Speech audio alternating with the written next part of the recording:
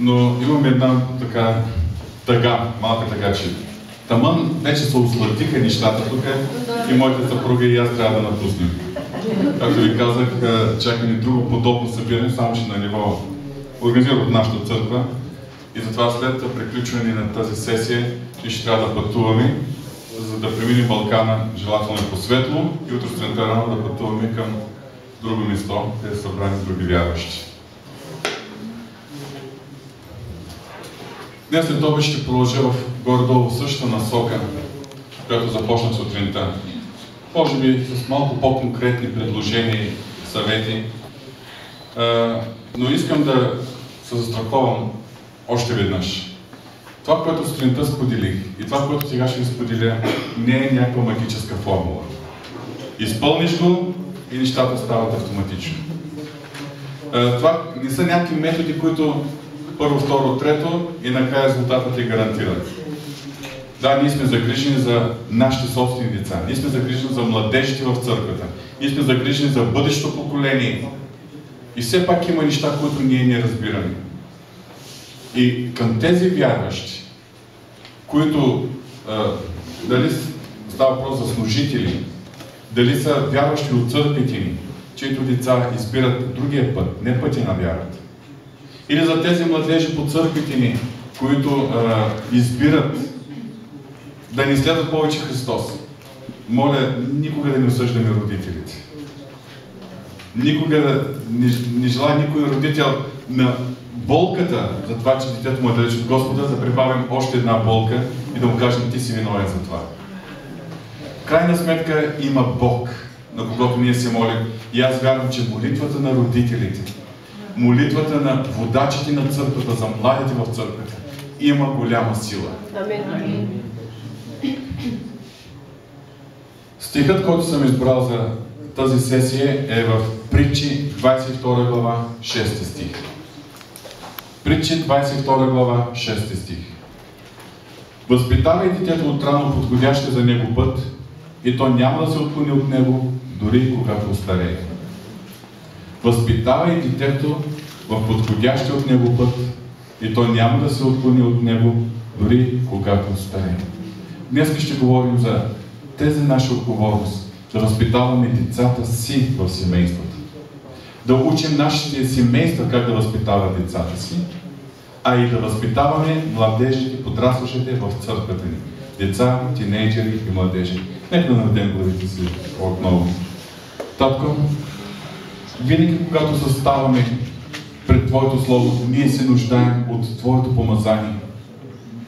И Те моля, Господи, да ни помогнеш така да отворим сърцата си, да приемаме Словото. И Те молим Ти така да помажеш, да благословиш Словото Ти, че то да остави трайна следа в сърцата ни.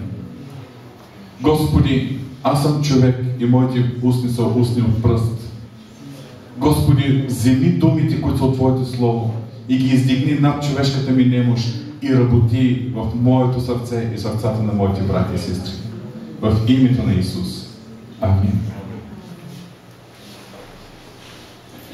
Тази сутрин споделих с вас тези съвременни тенденции, които са много безпокоителни. Тенденции, които ако ние допуснем да се случат в нашите български църкви, ние ще преживеем много разочарование.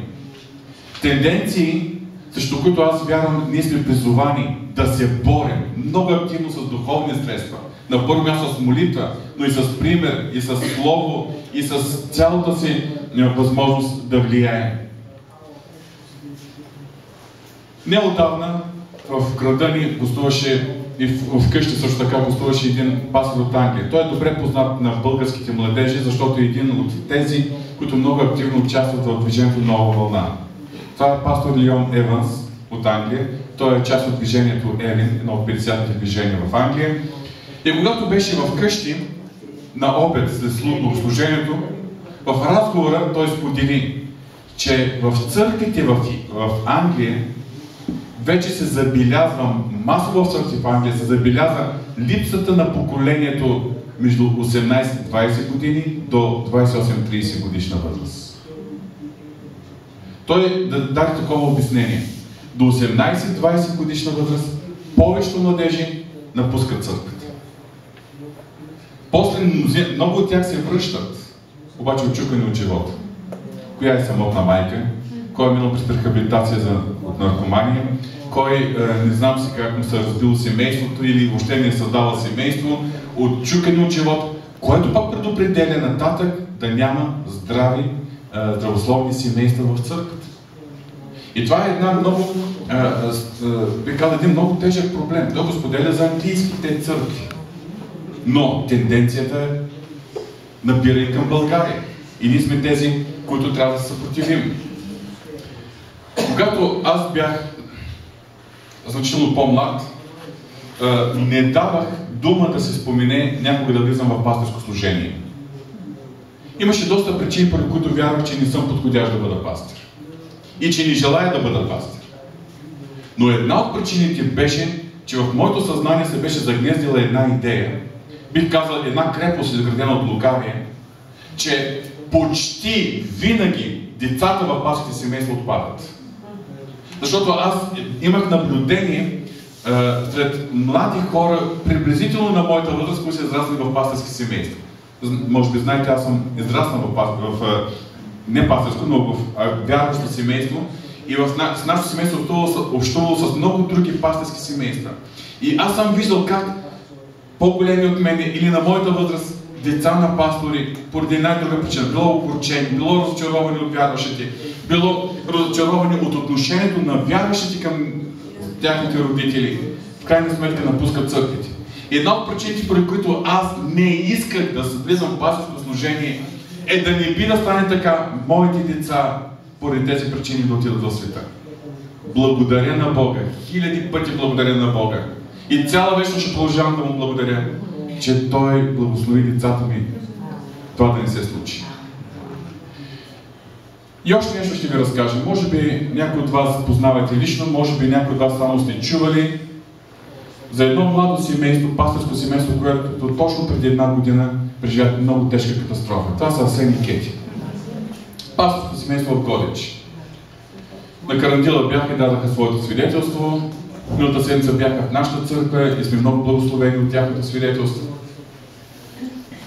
Асен е преживял много тежка травма. Да ви описвам вътрешните разкъсвания, чупените ребра, които са разкъсали белия дроб, как органите му са пробили диафрагмата и са отишли в гръдния кош. Много тежко състояние и 38 дена той е бил в кома. Когато ми казаха, че се събудил, аз имах възможността съвсем за малко да влеза пред него в Пирогов, в интензивното. И отдалече, той беше включен в разни системи, разни маркучи стърчах, поради това той не можеше да говори. Но отдалече, като ме видя, той се усмихна и с шепота на устните ми каза, че се моли за мен. Което много ме насърчи и ме обезоръжи, защото аз бях се подготвя как аз да го насърчавам него. А фактически той насърчи ме. И тогава той ми каза, че е срещнал Исус. Във времето, когато е бил в кома. И в момента той не можеше да разкаже, защото разговаряхме с него с помощта на букви написани, той посочваше буквите и така сглобявахме думите. Но когато вече той може спокойно да говори, в момента обикаляте страната, да дава своето свидетелство, той разказва, че Бог му е дал тогава да види 3 картини. Христос лично му се е явил това е било точно преди да се събуди и му е казал, че трябва да се завърне, но преди да се събуди, му е дал да види 3 картини, отнасящи се до църквата в България. Първата е била вярващите в църквата, всеки от които е дал гръб на другия. Вярващите, които са с гръб един към друг. Втората картина било младите хора, които се увличат от всичко друго, но най-слабо се интересуват от Христос. Те са в интернет, пред компютърите, те са за забавленията, те се интересуват повече от как изглеждат в очите на другите, а не как изглеждат в очите на Исус. И тогава Асен казва, накрая Исус се обърна към мене, за да му покаже третата картина, обаче в очите му е имало сълзи. И третата картина била една тъмнина, пълна тъмнина, черна картина. И той казал, Христос е казал, това е бъдещето на църквата в България, ако първите 2 картини не се променят. Може да звучи страшно, но съм благодарен на Бога, че има надежда, че има едно ако. И аз искам да работя за промяната на първите две картини. За любовта и единството между вярващите и за духовното съживление между младите хора. Защото вярвам, че това е необходимо, за да има бъдеще за църквата в България. И така, да преминем към децата, които са благословени от Господа за нас, които са едно невероятно богатство, но също така е една отговорност, която Бог ни е поставил, защото те принадлежат на Него, а ние сме само настойниците за тяхното отглеждане и тяхното възпитание. Ще прочета няколко текста, просто да си ги припомним от Божието Слово, които говорят за нашата отговорност да възпитаваме подрастващите. Най-напред Битие 18:19. Думите на Бог към Авраам. Защото съм го избрал, за да заповяда на синовете си и на дома си след себе си, да пазят Господния път, като вършат правда и правосъдие, за да направи Господ да стане с Авраам онова, което е говорил за него. Забележете, избрал съм го да заповядам синовете си на дома си след себе си, да пазят Господния път. Второзаконие 6 глава 6 и 7 стих, поръчение към целият израилев народ. Тези думи, които ти заповядвам днес, нека бъдат в сърцето ти и на тях да учиш прилежно децата си. За тях да говориш, когато седиш в дома си и когато ходиш в пътя, като лягаш и когато ставаш. Псалом 78, 3 до 7 стих. Това, което чухме и научихме и нашите бащи ни разказаха, няма да го скрием от синовете им в бъдещото поколение. Защото той постави свидетелство в Якова и положи закон в Израел, за които заповяда на бащите ни да ги възвестяват на децата си, за да ги знае бъдещото поколение, децата, които щяха да се родят, които на свой ред да ги разказват на своите деца. Вижте колко ясно Библията посочи отговорността за предаване на вярата и посветеността на Бога от поколение в поколение. Малахия 2 глава 15 стих. Защото ни направили той двамата един човек, ако и да имаше още духа на живота. И защо един? За да очаква на Божно потомство. Същата истина описана от апостол Павел в Ефесяните 6:4. И вие, бащи, не дразнете децата си, а ги възпитавайте в учение и наставление Господне. Ето виждам колко е ясна ролята на родителите, на семейството. А каква е ролята на църквата? Ролята на църквата е помощна, за да подготви родителите за тази своя отговорност. За да може да създаде и за децата подходяща среда, за да имат вярващи приятели, вярващи връстници, с които да излизат, с които да споделят, с които да слушат музика, с които да се забавляват, но в чистота, като вярващи младежи. Но също така, църквата има отговорност за да дава словото на тези млади и да ги получава и да ги възрастява. Но пак казвам, основната отговорност за това остава на семейството. И ние като служители сме длъжни да подготвяме родителите за тази огромна отговорност.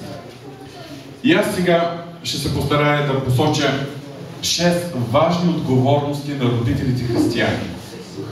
Като казвам 6 важни отговорности на родителите, пак ще подчертая, същите принципи са валидни за църквата. 6 важни отговорности за църквата спрямо младото поколение. Или ще кажа 6 важни отговорности за водачите на църквата, които са отговорни да ги реализират в своята църква.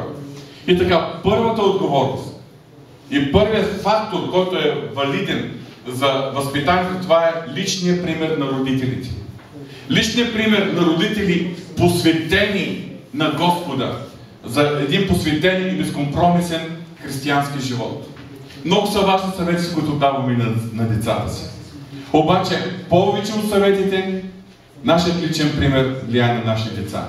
Те повече запомнят нашето поведение, нашите взаимоотношения, нашата обхода, нашите думи, начинът, по който бащата и майката разговарят помежду си и просто цялостният им живот, отколкото да се слушат в съветите. Например, как бих могъл да науча детето си да чете Библията и ежедневно да се храни с Божието Слово, ако детето ми не вижда, че аз правя по същия начин? Ако детето ми не ме вижда с Библията в ръка, един ден то ще застане ли с Библията в ръка? Ако детето ми не ме вижда на съвет молитва в скришната стаичка, един ден той ще приеме ли молитвата като свой стил на живот? Да, може да го приеме, ако Бог го докосне и от другаде по някакъв друг начин детето ми бъде докоснато и мотивирано за това. но приоритетната отговорност е аз като родител да го науча. Например, детето ми ще възприеме ли идеята изобщо за християнското посвещение, ако то не я вижда в мен и в моята съпруга? И нещо повече. Как да бих казал на детето си, че не трябва да лъжи, ако вижда, че аз лъжа? Как бих казал на детето, не е добре да пушиш, да речем, ако вижда, че аз имам кутия цигари? Как бих могъл да кажа на детето, това не прави, ако аз самия го правя? Така че първият фактор, който влияе на децата ни, това е цялостният наш пример. Говоря примерът ни като водачи в църквата, но говоря примерът ни и в семейството, към който ни показваме към нашите деца. Нека да използваме на библейска илюстрация. Историята с Лот е добре позната на всички нас. В даден момент той е решил да се отдели от Авраам. Просто земята стана тясна за тях двамата. И ние четем в Битие 13 глава 12 стих. А Лот се заселя между градовете на Йорданската равнина и преместваше шатрите си, докато стигна до Содом. Първоначално се е заселил някъде си, после малко се е премествал по посока към Содом, после пак се е премествал по посока към Содом и в един момент просто се е оказал в Содом. Сега, Лот е бил хубав човек. Първо Петрово 2.8 казва, че Лот е измъчил праведната си душа от това, което е гледал. Аз се задавам един въпрос. Вместо да се е измъчил, не е ли било по-добре още да не е там? Той се е измъчил от праведната душа, обаче забележете какво става с децата му, с двете му дъщери. За тях не се казва, че са измъчили праведната душа, но вероятно те са попили местната култура. И фактически, знаете историята, как двамата мъже, изпратени от Бога, дали това са били ангели, дали това е било теофания, има така богословски мнения по този въпрос, но в даден момент, буквално на сила, са ги издърпали от Содом, за да ги избавят от Божия съд над този град и над Гомор. В резултат на всичко, Лот е загубил всичко, което е имало този момент. И къщата му, и богатствата му, и всичко е било загубено. Той е загубил и дъщеря си, и жена си, която се е обърнала и е станала на стълб от солода. Обаче, може би най-трагичната ситуация е, когато дъщерите му са скроили един план. Формално казано, Лот не е имал отговорност за това, което се е случило. Формално казано само. И в резултат на това, те са родили от баща си. Така Лот е станал дядо на своите синове или баща на своите внуци, както искате така го кажете.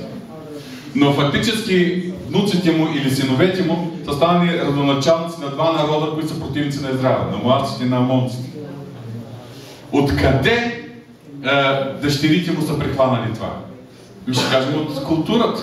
Било е нещо явно популярно. Защо те са го прихванали? Защото бащата, който уж е измъчил праведница душа, просто се е насъдил в Содом. И дори да се е измъчил, не е имал силата да напусне Содом. Примерът на родителите. Примерът на родителите. Както казах днеска, според мен има различни нива на християнското посвещение.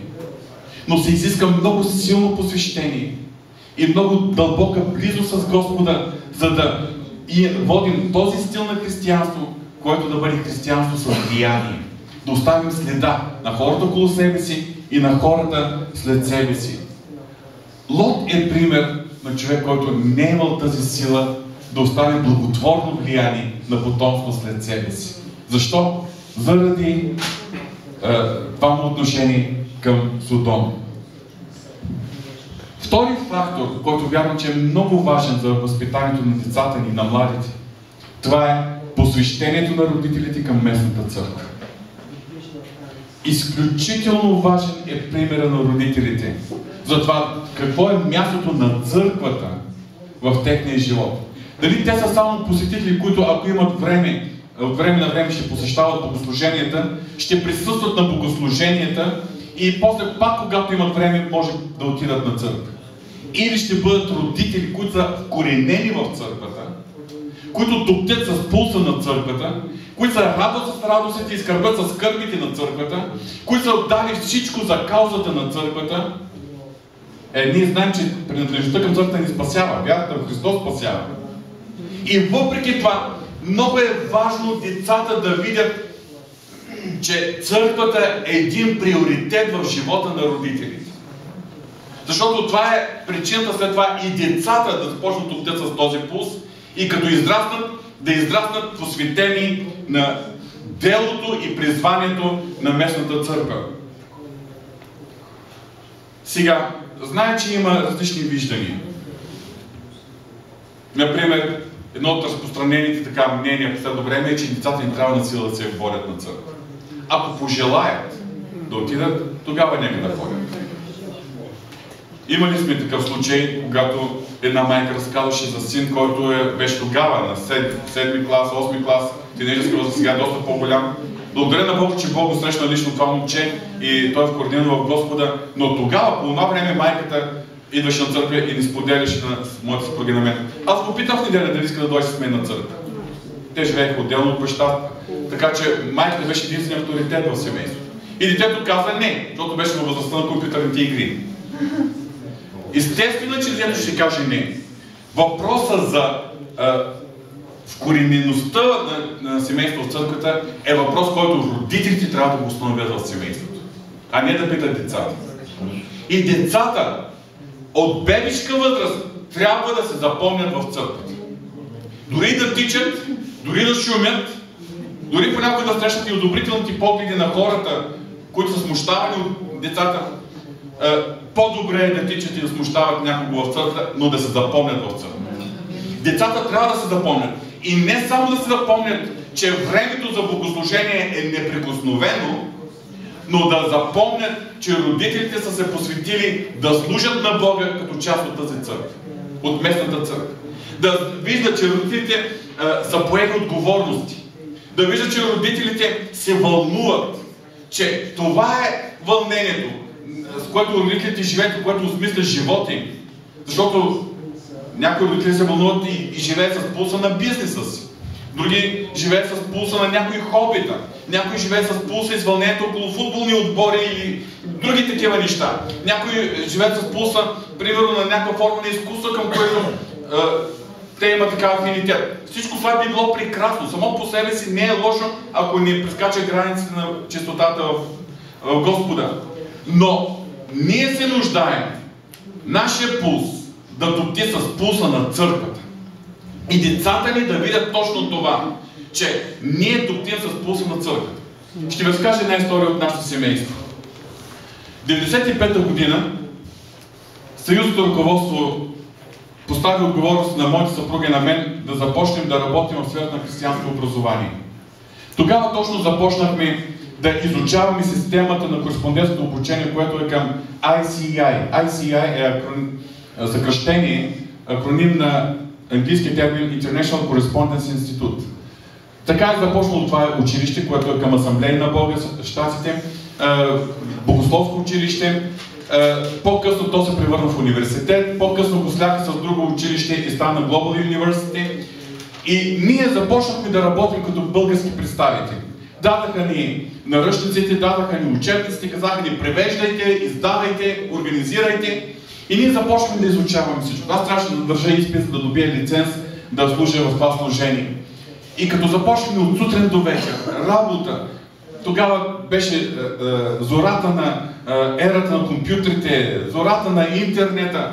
И всичко ние се старахме да го вкараме и като файлове, като програми, първите преводи. Много работа.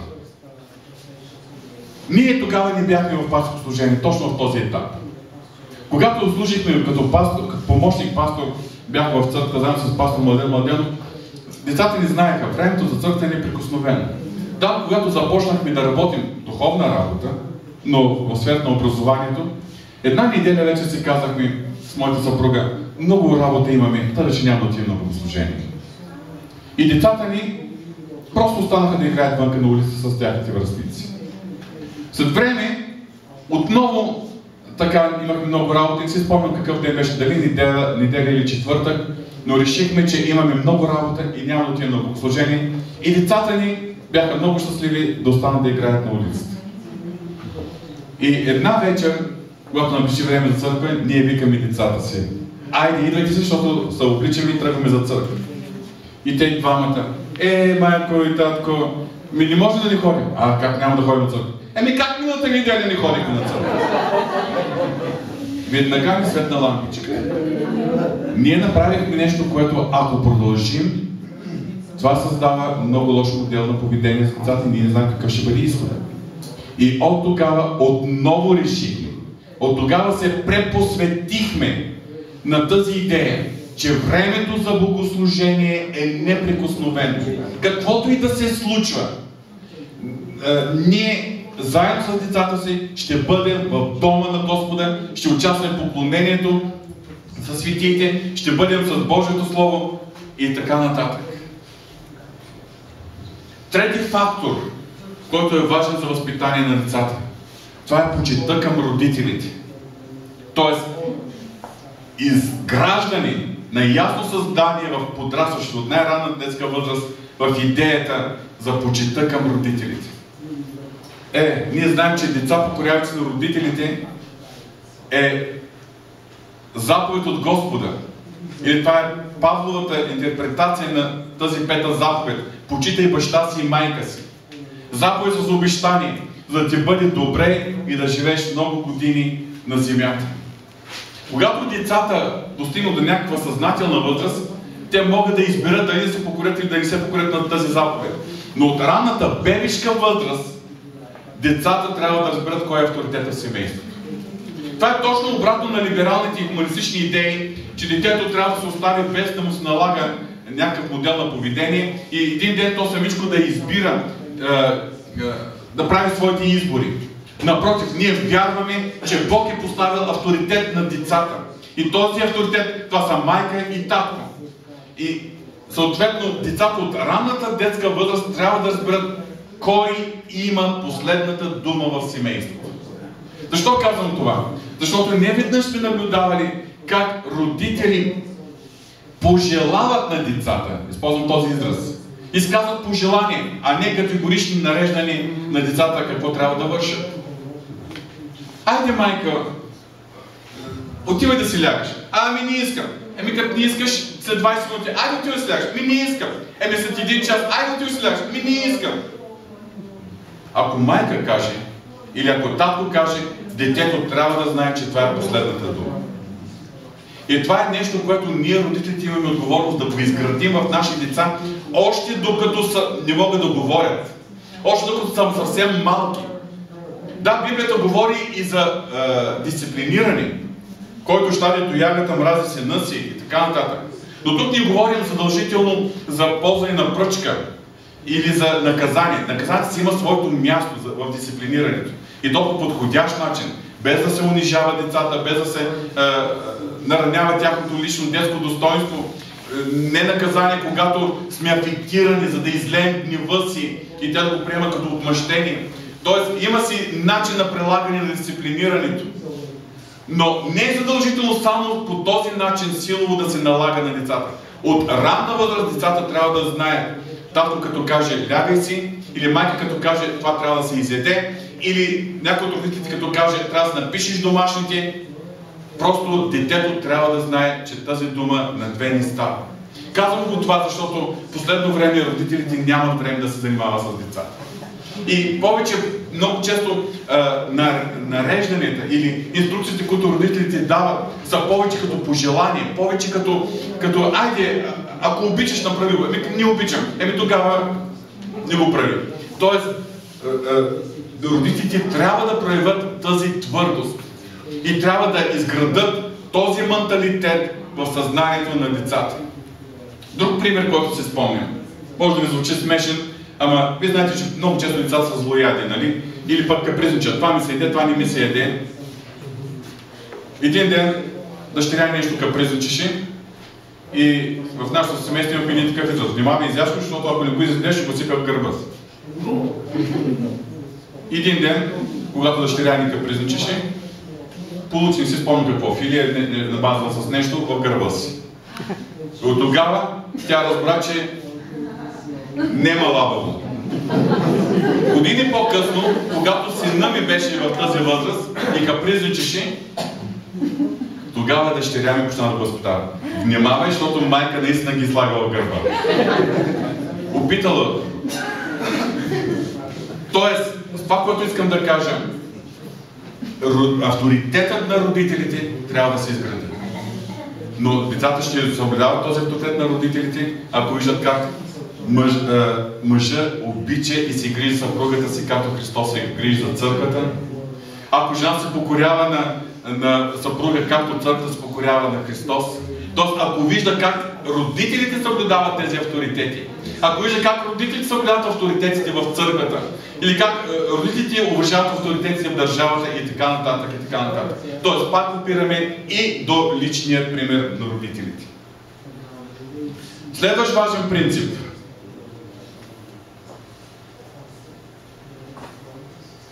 Виждам, че се пада четвърти подред.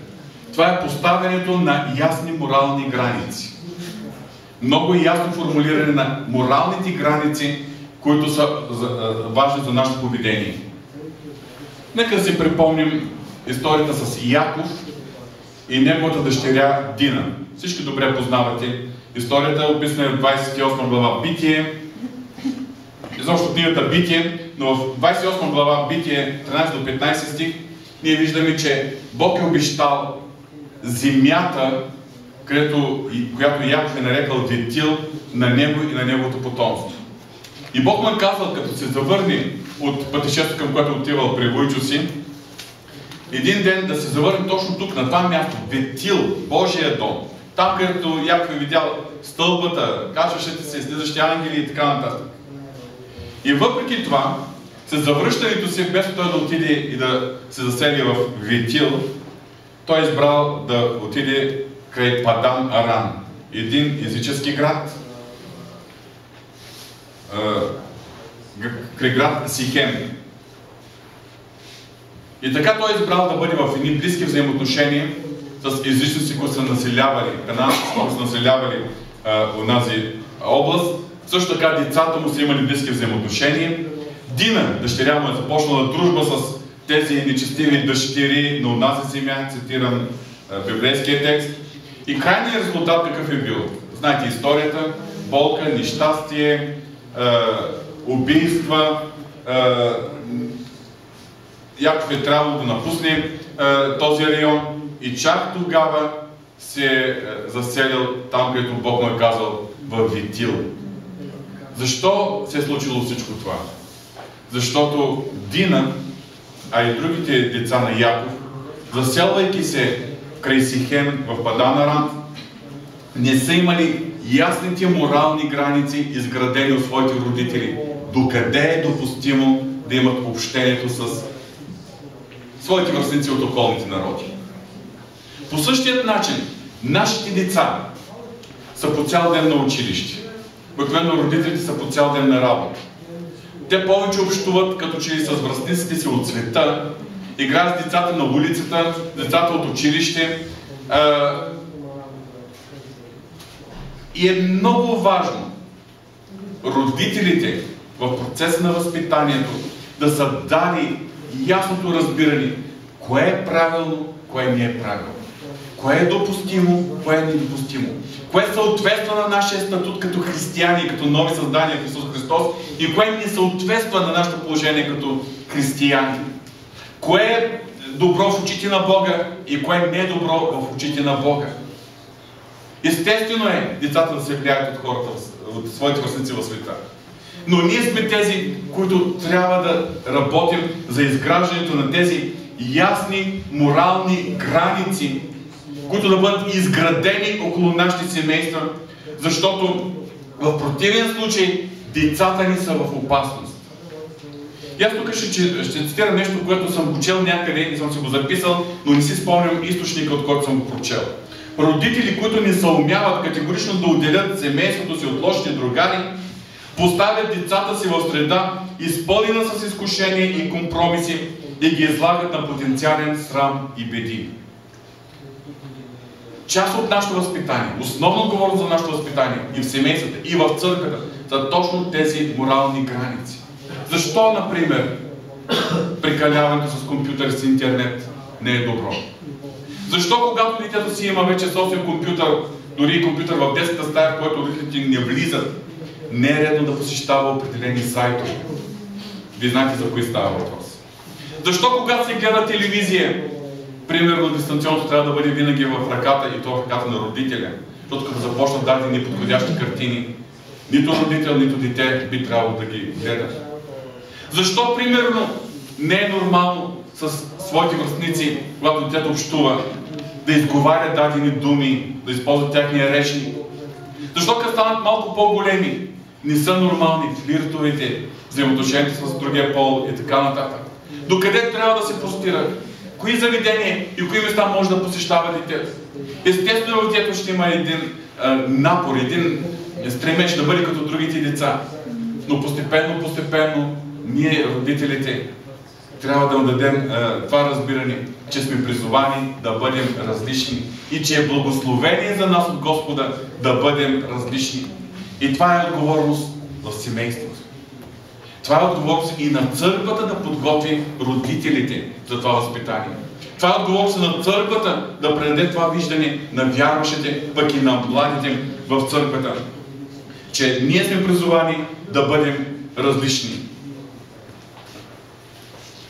Следващ пети фактор, който е много важен за успешното възпитание на децата, това е общуването и комуникирането между родители и деца. Един диалог, който е изключително важен. Бог е нашия баща. И той е примерът на баща, който обича да общува с децата си. А съвременните бащи обикновено нямаме време да общуваме с децата си. А Бог намира време и желае, даже ние да имаме повече време, да общува с нас, своите деца. Естествено е, когато родител общува с детето, той общува по начин, по който детето да го разбере. Например, когато децата са общи бебчета, може да изглежда смешно отстрани, но ние родителите се навеждаме и гугукаме с тях. Усмихваме се, правим всички бебешки номера, които бебета правят. Като пораснат и станат на 6, 7, 8 месеца до година, лазим с тях. После тичаме заедно с тях, като проходят. Носим ги на кончета, какво ли не правим, за да общуваме на тяхното ниво. И това е удоволствие за всеки родител. Но за съжаление някъде към тинейджерска възраст обикновено тази връзка се прекъсва. Защото като че ли за тази възраст ние родителите много трудно се умяваме да слезем на нивото на нашите тинейджери. А често пъти на тинейджерската възраст се наричам критическата възраст. Наистина много критична възраст.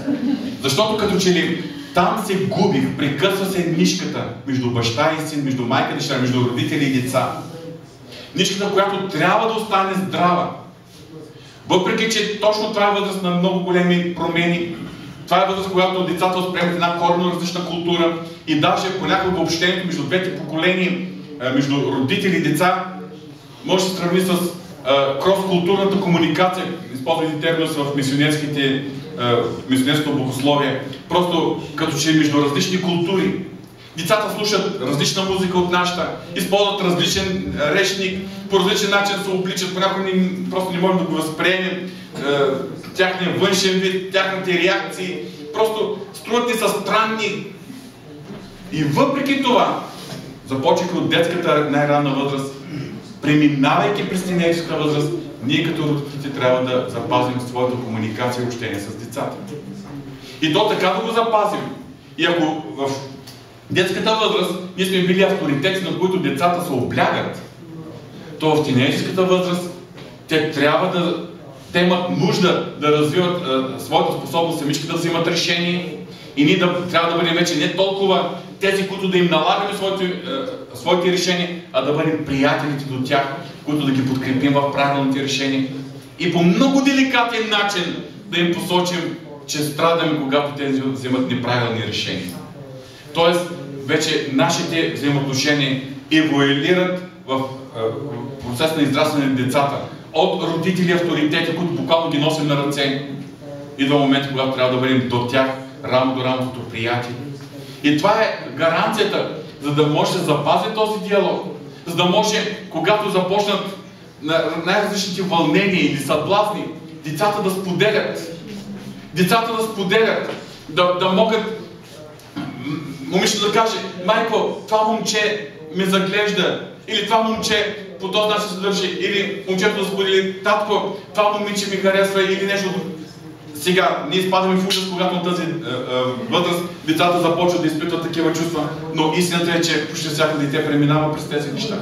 И в този процес ние, родителите, трябва да бъдем най-близките им приятели. Точно в тази възраст ние да запазим тази комуникация, за да могат децата ни да имат доверие. И обръщам пак нещата към църквата. Младите в църквата да имат доверие с нас като водачи, за да могат да споделят.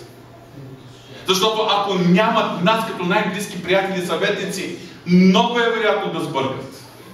Много е вероятно те да вземат неправилни решения и да се получат неща, които да имат дълготрайни негативни следствия.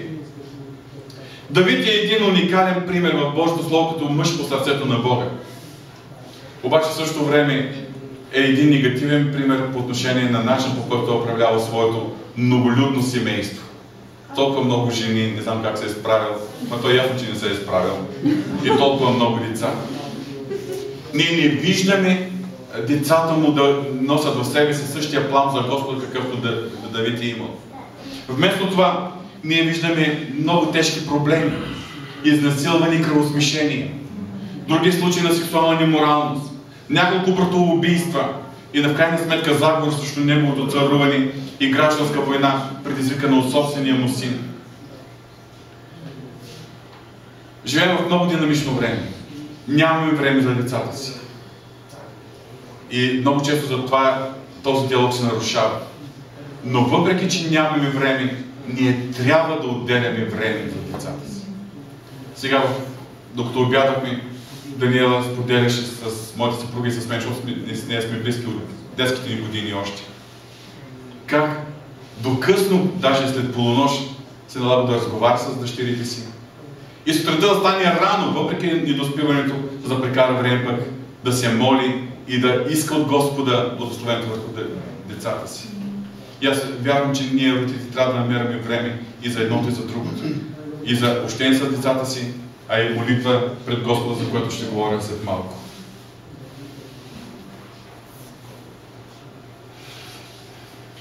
Много съвети може да даваме.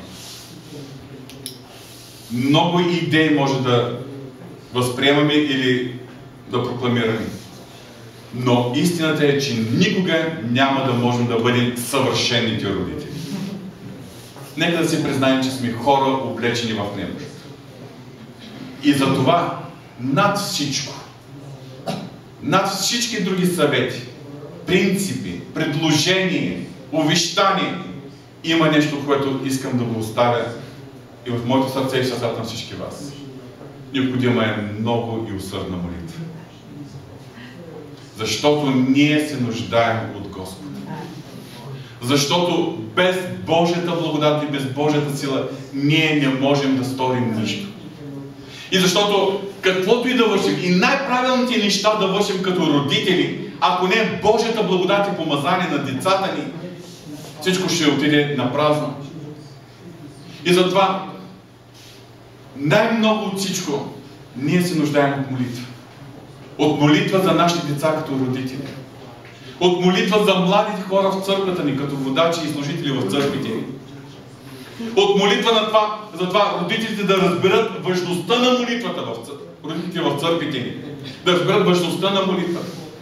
Защото ние сме хора.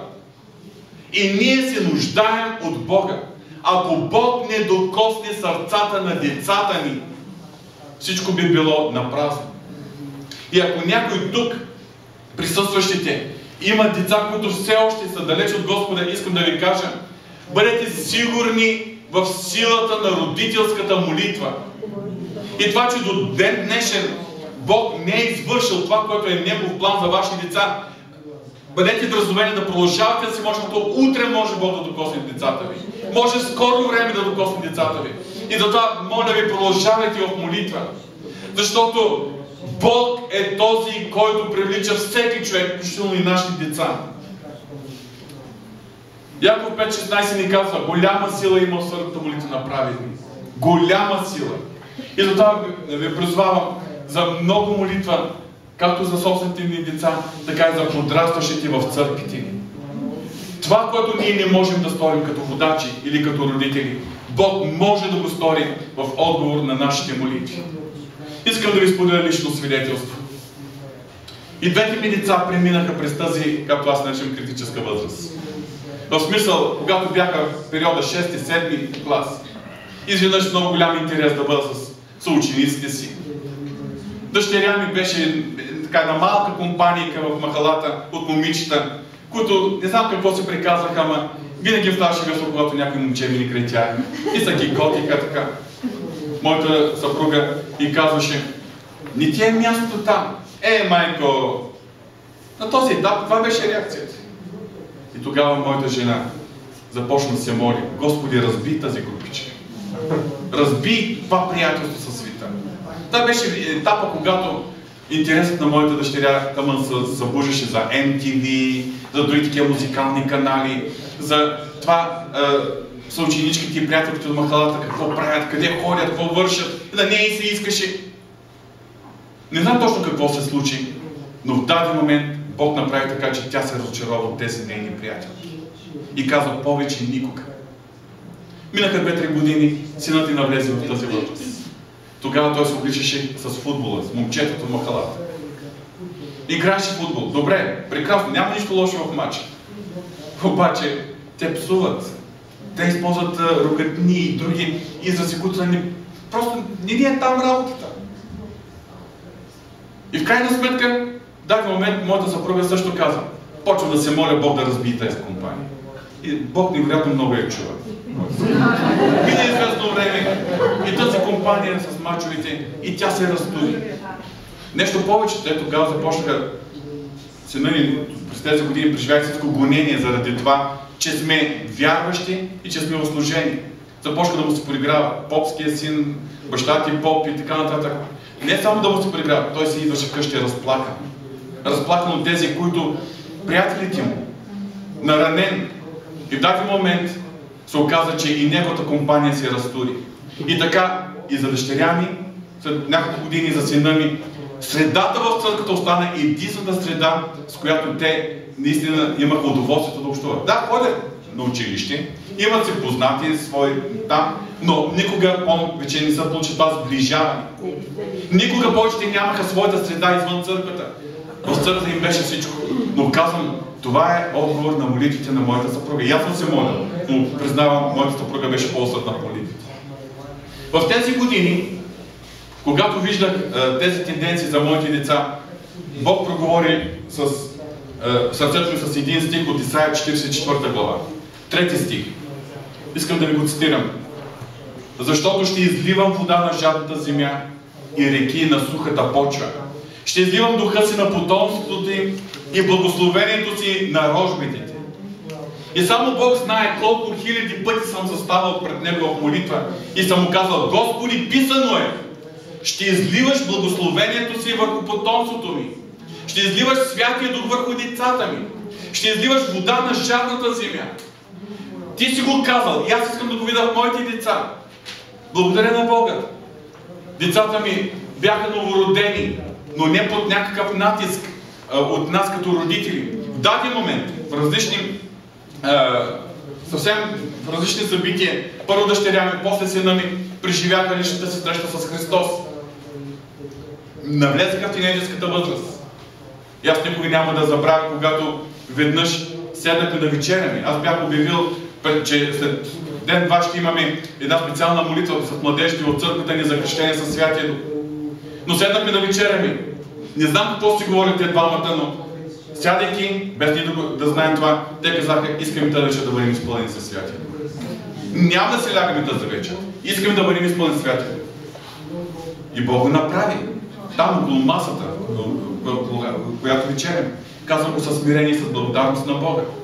Защото Бог е казал, ще изливам вода на жадната земя и реки на сухата почва. Ще изливам духа си на потомството ти и благословението си на рожбите ти. След време още един стих ми направи много силно впечатление. Не знам от Бога ли е, не е ли от Бога, но този стих е в Исаия 59 глава 21 стих. А от моя страна, ето моя завет с тях, казва Господ.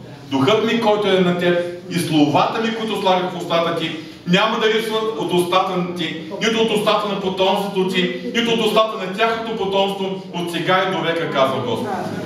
Какво ще е бъдещето служение на децата ми, само Господ знае. И така, над всичко е молитвата. И пълното доверие, че това, което ние не можем да сторим като родители, Бог може да го стори чрез Неговата благодат. Преди да приключа,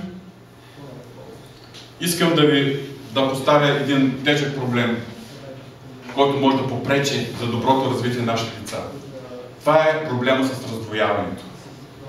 Ако възпитаваме децата си в една посока, а те виждат в нас нещо друго. Казах преди малко за личния пример на родителите. Но сега прехвърлям на ниво църква. Ние сме отговорни да възпитаваме младите в църквата.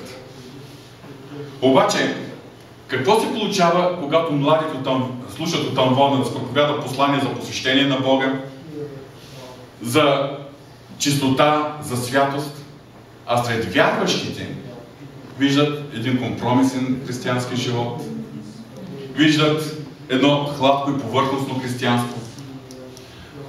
Какво става в тяхните сърца, когато от амвона чуват послание за любов, приемане, грижа, а се сблъскват с взаимоотношения, които не са допустими за нас като християни? Ако се сблъска с такива неща, като осъждане, клюкарство, безпреколно и нараняващо отношение към другите, осъждение. Какво става с тях, ако чуват от амвона послание за святост, ходене по дух, отделени от света и от светския начин на живот, а също време виждат вярващи в църквата, които просто се живеят в този начин на живот? Тогава се получава, че църквата се представлява царство, разделено против себе си. Царство, разделено против себе си. От амвона е едно посланието, в живота на хората се вижда нещо различно. По този начин подрастващите много е по-лесно да приемат негативния пример, отколкото да приемат позитивния пример, който ги съветва. Много е по-лесно да бъдат смъкнати надолу, отколкото да бъдат издигнати нагоре. Но също така в тях се изгражда едно отношение, което гордо гласи следното. От амвона може да се проповяда каквото пастира иска, а ти можеш да се живееш както ти си искаш. И това се налага менталитет, който се срещаме и който е много вреден и за младите, но не само и за младите. И аз се моля не само за своите собствени деца, аз се моля и за вярващите в църквата. И вярвам, че и вие също се молите. Да Бог да помогне църквата да не допуснем този менталитет. И това, което се проповядва от амвона с авторитета на Божието Слово, да бъде начин на живот на църквата, да бъде начин на живот на родителите, да бъде начин на живот на семействата и младите ни, децата в семействата, младите в църквата, още от ранната си възраст, просто да приемат това, че писано ли е, това означава, че това е от Господа и това е авторитет. Думите на Божието Слово са върховен авторитет. Казано ли е, проповядва ли са, трябва да се живее. И така, скъпи брати и сестри, споделих ви в тези две сесии моята загриженост за предаване на вярата на следващото поколение. От една страна на нас като родители, които сме отговорни да предадем вярата си, посвещението си на нашите деца, от друга страна на нас като служители, които сме отговорни да предадем вярата и посвещението на младите хора в църквите ни, но също така и на нас като служители, които трябва да подготвим семействата в църквите за предаване на вярата на техните деца. И последното нещо, което ви моля да остане запечатано в сърцата ни, това е необходимостта от молитва. Защото в крайна сметка това, което ние не можем да постигнем, това, което ние не можем да изградим и да предадем със своите думи, Бог не може да го предаде чрез своята и чрез своята благодат. Затова бих желал, ако сте съгласни, сега просто за кратко време да се изправим, за кратка молитва, но всички ние да издигнем младите пред църквата. Независимо дали имаме деца или нямаме деца, но младото поколение в България, което се нуждае да познае лично Господа, да познае Господа по такъв начин, че истински да бъде влюбено в Господа и да е избрало да служи на Господа завинаги.